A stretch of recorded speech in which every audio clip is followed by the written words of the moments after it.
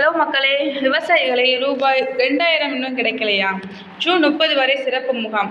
Super அறிவிப்பு! இந்தியாவில் விவசாயிகள் அனைவரும் பயனடையும் விதமாக PM கிசான் திட்டம் செயல்படுத்தப்பட்டு வருகிறது.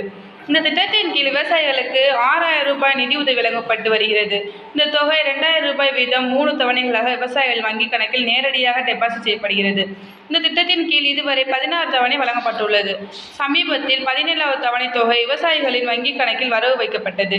இந்த நிலையில் PM கிசான் திட்டத்தின் விவசாயிகள் வங்கிக் கணக்கில் செலுத்தப்பட்ட 2000 ரூபாயை பெற வசதியாக தபால் அலுவலகங்களில் சிறப்பு முகாம் ஏற்பாடு செய்யப்பட்டுள்ளது.